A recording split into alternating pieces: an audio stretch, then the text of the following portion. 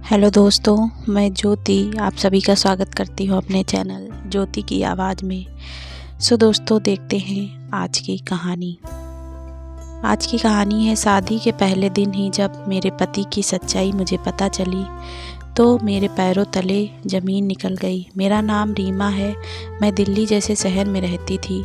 आज मेरी शादी है। मेरे लाख मना करने के बावजूद भी मेरे माता पिता ने मेरी शादी एक किसान से तय कर दी। मुझे ये शादी मंजूर नहीं थी क्योंकि मैं कॉलेज में एक लड़के से प्यार करती थी, पर मैं अपने माँ बाप के सामने कुछ बोल नहीं पाई और आज मेरी शादी हो गई। मेरी किस्मत ही फूटी थी, ऐसा कहने में मुझे कोई हर्ज नहीं है। शादी हुई और मैं अपने पति के साथ ससुराल पहुंची। काफ़ी लंबा सफ़र था। 6 घंटे के सफ़र के बाद मैं उसके घर पहुंची। दिन में सारी पूजा विधि होने के बाद मैं अपने कमरे में बैठी हुई थी। सच कहूँ तो मैं अपने ही किस्मत पर रो रही थी और तो कुछ कर नहीं सकती थी। थोड़ी देर में मेरा पति मेरे कमरे में आया। मैंने उसकी तरफ देखा तो वो मुझे अनपढ़ गंवार लगा। रंग उसका सांवला था। मुझे उसे देखकर घिन सी आ रही थी। वो मेरे सामने आकर बैठ गया और मन ही मन मैं हंसने लगा। मुझे उसका देखना और हंसना बिल्कुल भी अच्छा नहीं लग रहा था। मुझसे कहने लगा कि मैं बहुत खुशकिस्मत हूँ कि मुझे तुम्हारी जैसी सुंदर और पढ़ी लिखी पत्नी मिली है। मुझे इतना गुस्सा आ रहा था कि मैंने उसे तुरंत जवाब दिया कि और मेरी किस्मत इतनी फूटी है कि मुझे तुम्हारे जैसा अनपढ़ गंवार पति मिला। ये सुनते ही उसके चेहरे का रंग ही उड़ गया। क्या करती मैं? मुझे बहुत गुस्सा आ रहा था। मेरे लाख मना करने के बाद भी मेरे बाप ने मेरी ज़बरदस्ती शादी करवा दी थी। कहने लगे कि लड़का बहुत अच्छा है, ख़ानदानी है, ज़मीन जायदाद खेत बहुत है, खुद की खेती करता है। तुम सच में बहुत सुख में रहोगी। पर क्या सुख सिर्फ ख़ानदान और पैसों से ही होता है? क्या मेरी कोई इच्छा नहीं है? मेरा मन नहीं है क्या? मेरा मन नकारात्मक विचारों से भर गया। मेरा मन मेरे शब्दों के विरोध में जा रहा था और मैं उसी गुस्से में अपने पति को सुनाई जा रही थी। मुझे उस पर बहुत गुस्सा आ रहा था। ऐसा लग रहा था कि सारा गुस्सा उन्हीं पर उतार दूं। इस पर रवि कहने लगा कि रीमा, तुम ऐसा क्यों बोल रही हो? सही कह रही हूँ मैं। तुम्हारी औकात नहीं है मेरे मुंह लगने की। अगर तुम्हें लगता है कि तुम मेरी बराबरी कर सकते हो तो यह तुम्हारी बहुत बड़ी गलतफहमी है। खुद का मुंह देखा ही नहीं। ना तुम पढ़े लिखे हो, ना दिखने में सुंदर हो। पता नहीं मेरे माँ बाप ने तुझ में क्या देखा। मेरी तो पूरी ज़िंदगी ही बर्बाद हो गई।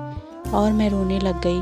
रवि को क्या कहा जाए यह समझ ही नहीं आ रहा था। मैंने रोते रोते उसे कहा कि मैं एक लड़के से प्यार करती हूँ। मैं तुम्हारे साथ नहीं रह सकती। मेरी सारी बातें सुनकर वो हैरान था। रवि कहने लगा कि रीमा, ये तुम क्या कह रही हो? तुम होश में तो हो? हाँ, मुझे पता है मैं क्या कह रही हूँ। मैं जिससे प्यार करती हूँ वह तुमसे कई गुना सुंदर है, पढ़ा लिखा है। उसकी और तुम्हारी तो कोई बराबरी हो ही नहीं सकती। यह सुनकर उसकी आंखें भर आई थी और वो कमरे से बाहर चला गया। पर यह सच था कि मैं लड़के से प्यार करती थी। हम एक दूसरे से घंटों बातें करते थे और पढ़ाई पूरी होने के बाद शादी करने वाले थे। आज मैं अपनी किस्मत पर बहुत रो रही थी। थोड़ी देर बाद जब रवि कमरे में आया तो उसकी आंखें सूजी हुई थी, चेहरे पर पानी था। शायद वो बहुत रोया था और मुंह धोकर आया था। उसने बेड पर से चादर उठाई और नीचे चटाई बिछा कर सो गया। मैं भी अपने कपड़े बदल कर सो गई। दिन बीत रहे थे। ना मैं रवि से बात करती थी और ना ही वो मुझसे। मेरे उठने से पहले ही वो खेत पर चला जाता था और शाम को भी काफ़ी थक कर घर वापस आता था। जब वो आता तो पूरा पसीने से भीगा हुआ होता। उससे मिट्टी और गोबर की बदबू आती थी। मुझे बहुत घिन आती थी। उसकी ये हाल देखकर मैं उसकी तरफ बहुत गुस्से से देखती और कमरे से बाहर निकल जाती। बाद में वो फिर फ्रेश होकर बाहर आता था। मेरी एक ही मजबूरी थी कि मुझे सबके साथ बैठकर शाम को खाना खाना पड़ता था। सभी लोग एक साथ खाना खाते थे, पर जो मुझे बिल्कुल भी पसंद नहीं था। शादी के बाद मैं एक ही रोटी खाती थी और रोटी खाकर अपने कमरे में चली जाती थी। शायद रवि की समझ में ये आ गया था कि मुझे उसके सामने खाया नहीं जाता, इसीलिए अब वो खुद ही एक रोटी खाकर उठ जाता था। तब से मैं पेट भरकर खाना खाने लगी। वो दिन भर खेत में काम करता था और देर शाम तक घर लौटा था, इसीलिए उसे तो पेट भर खाना चाहिए। ये मेरी समझ भी आता था, पर मुझे इससे कोई फ़र्क नहीं पड़ता था कि वह पेट भर खाना खाए या ना खाए। मैं तो बस दिन भर अपनी फूटी किस्मत को लेकर सोचती रहती थी और मेरा प्यार रोहन उसके बारे में सोचती रहती थी। मेरे पास जो फ़ोन था वो शादी से पहले ही माँ ने मुझसे ले लिया था, क्योंकि इस गांव में औरतें फ़ोन इस्तेमाल नहीं करती थी। मुझे रोहन की बहुत याद आती थी, इसीलिए मैंने उससे सारी शर्म छोड़कर रवि से उसका फ़ोन मांगा और कहा कि मुझे रोहन की बहुत याद आ रही है, बात करनी है। मेरी बातें सुनकर रवि मेरी तरफ हैरानी से देखने लगा। मैंने उसके हाथ से फ़ोन छीना और रोहन का नंबर डायल किया। मैंने अपनी सारी शर्म छोड़ दी थी और रवि के सामने ही रोहन से बात कर रही थी। रोहन बेचारा भी परेशान था। मैंने रोते रोते उसे अपना सारा हाल बता दिया। रवि ने चादर ओढ़ रखी थी और चटाई पर लेटे लेटे सो गया। अब ये मेरी रोज़ की दिनचर्या हो गई थी। मैं रोज़ रोहन के साथ रवि के फ़ोन से ही बात करती थी और उस समय रवि मेरे सामने ही होता था। रोहन अभी भी मुझसे शादी करने के लिए राज़ी था। एक दिन फ़ोन में नेटवर्क नहीं थे, इसीलिए मैं बात करती करती बाहर आ गई थी। घर के सभी सो गए थे, रवि भी सो गया था। मैं रोहन से बात कर ही रही थी कि उतने में मेरी जेठानी आ गई। मुझसे मेरा फ़ोन छीन लिया और कहने लगी कि तुम्हें कोई शर्म है भी या नहीं? पति के होते हुए भी तुम पराये मर्द से रिश्ता रख रही हो, थोड़ी भी शर्म नहीं आती क्या तुम्हें? मेरी जेठानी ने शायद सब कुछ सुन लिया था। मुझ पर वो ज़ोर ज़ोर से चिल्लाए जा रही थी। धीरे धीरे सभी कमरे से बाहर आ गए थे और रवि आंखें मलते हुए बाहर आया और कहने लगा कि क्या हुआ, क्यों चिल्लाया जा रहा है? उस पर भाभी मेरी जेठानी ने सब कुछ साफ साफ बता दिया। सभी मेरी तरफ देखे जा रहे थे और मैं बहुत घबरा गई थी, पर बाद में खुशी भी हुई कि चलो अच्छा है, अब सच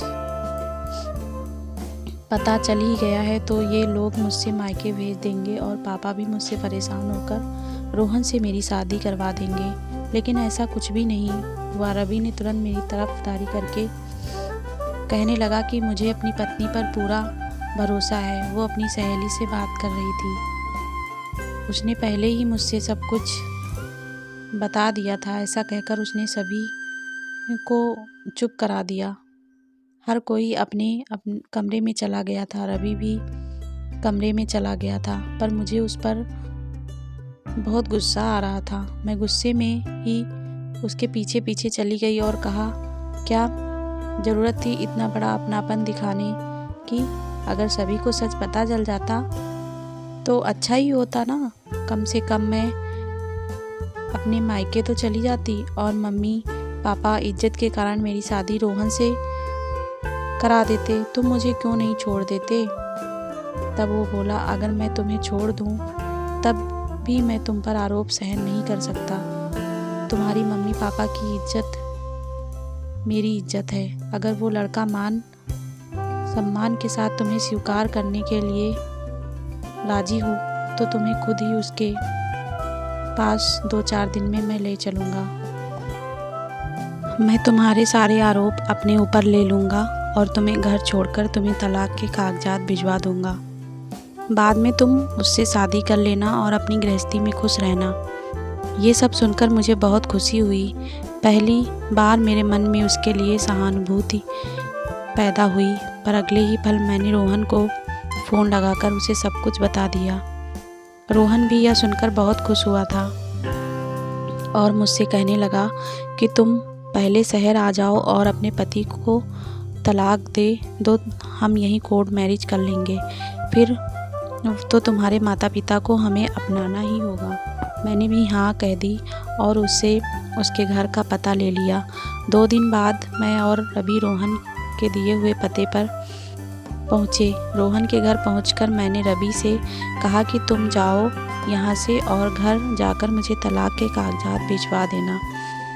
अब तुम्हारा और मेरा कोई रिश्ता नहीं है, अब मैं रोहन के साथ शादी करूँगी। तब रवि कहने लगा कि ठीक है, मैं जाता हूँ और 3-4 दिन में तलाक के कागजात भेज दूँगा, खुश रहना, तो चलता हूँ।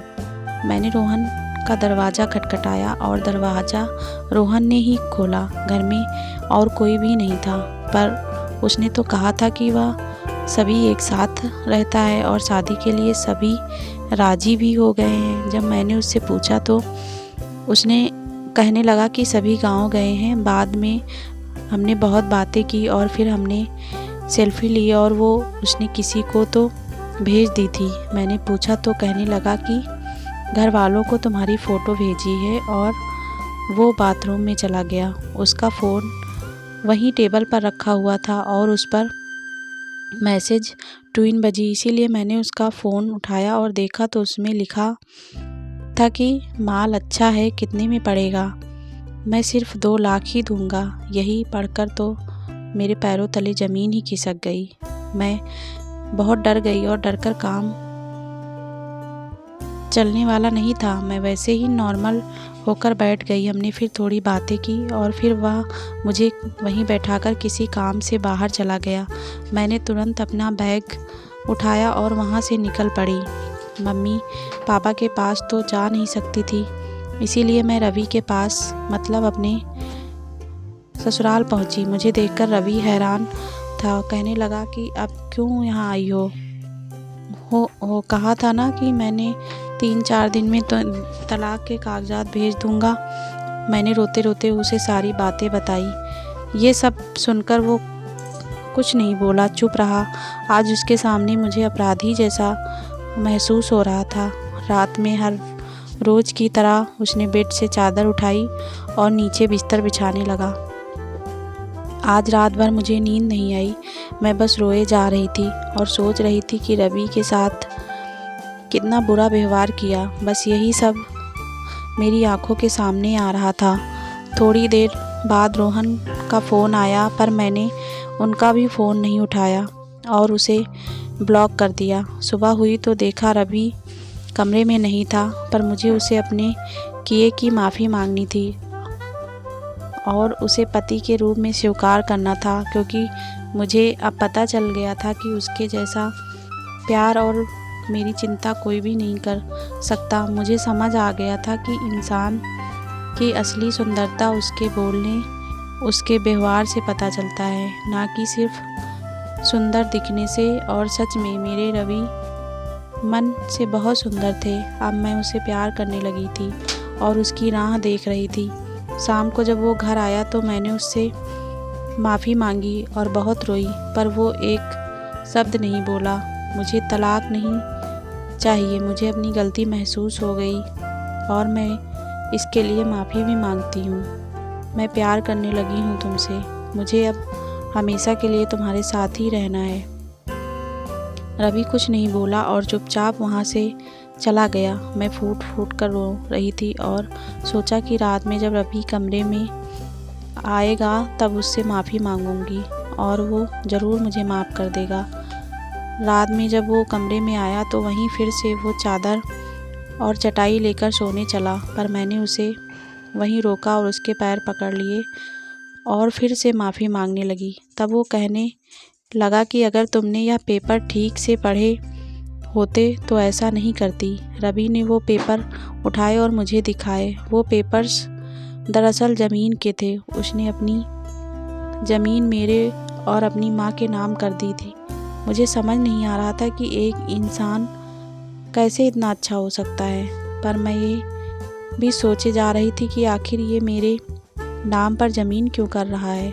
जब मैंने इन सब के बारे में पूछा तो वो कहने लगा कि 2-3 दिन के लिए मैं शहर जा रहा हूँ, लौटकर फिर तुम्हें सब कुछ बताता हूँ। उसने उन पेपर्स पर मेरी साइन ली और सुबह शहर के लिए चला गया। मैंने 2-3 दिन रवि की राह देखी पर वो नहीं आया। आखिर में वो 5वें दिन उसका मृत शरीर उसका एक दोस्त लेकर आया।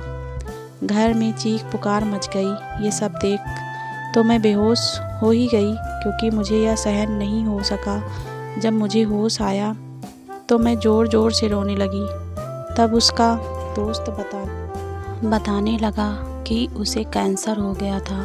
कुछ दिनों से कुछ तो उसके दिमाग में चल रहा था। वो परेशान दिख रहा था पर उसने कुछ बताया नहीं। वो अंदर ही अंदर घुट रहा था और उसी दौरान उसे पता चला कि उसे कैंसर हो गया है और आज वो हमेशा के लिए हमें छोड़कर चला गया। ये सुनते ही मैं ज़ोर ज़ोर से रोने लगी। मुझे अब लगने लगा कि यह सब मेरी वजह से हुआ है। मैं ही इन सब के लिए जिम्मेदार हूँ। एक हफ्ते बाद मेरे सास ने मुझे एक चिट्ठी दी और कहने लगी कि ये रवि के दोस्तों ने दी है। उसे रवि ने ही कहा था तुम्हें देने के लिए। 2 दिन बाद मैंने अपनी सास से पूछा कि रवि को तो पढ़ना लिखना नहीं आता था ना, फिर उसने चिट्ठी कैसे लिखी। तब सास कहने लगी कि तुझे किसने कहा कि रवि को पढ़ना लिखना नहीं है, वो MBA पास था। आगे मैंने कुछ नहीं कहा, क्योंकि रवि को जानने की कोशिश मैंने कभी की ही नहीं। मैं बिना कुछ कही वहाँ से कमरे में आ गई। उस चिट्ठी में लिखा था कि रीमा, शादी के दिन जब मैंने तुम्हें दुल्हन के जोड़े में देखा तो मैं तुम्हें देखता ही रह गया। बहुत सुंदर लग रही थी तुम, और उसी वक्त मैं तुम्हारे प्यार में पड़ गया। और हाँ, मैं पढ़ा लिखा हूँ। मैंने शहर से MBA किया था, पर पापा ने मुझे वचन लिया था कि मैं उनकी ज़मीन को कभी बंजर नहीं रहने दूँगा। मुझे अपनी जॉब करने की इच्छा थी, पर उनकी ज़िंदगी के आगे मैंने अपने सपनों को दरकिनार कर दिया। फिर शादी की रात तुमने मुझसे कहा कि तुम किसी और लड़के से प्यार करती हो, तो मानो मैं अंदर से पूरी तरह से टूट गया। मैं कभी रोया नहीं था, पर जब तुम मेरे फ़ोन से मेरे सामने किसी और लड़के से ऐसी बातें करती जिसका सिर्फ पति होकर मेरा अधिकार था, तो मैं खेत पर जाकर रोता था। और जिस वजह से यही सब सोचते सोचते मुझे कब कैंसर हो गया पता ही नहीं चला। जब मुझे यह पता चला तो मैंने तुरंत ज़मीन तुम्हारे नाम कर दी, ताकि तुम्हें कोई परेशानी ना हो। और हाँ, अब तुम आज़ाद हो, तुम चाहे जिससे शादी कर सकती हो। ये सब पढ़ते ही मैं ज़ोर ज़ोर से रोने लगी। आज मेरी उम्र 40 साल की हो गई है। आज भी मैं उसी की यादों के सहारे और रवि की विधवा के नाम से ही जी रही हूँ।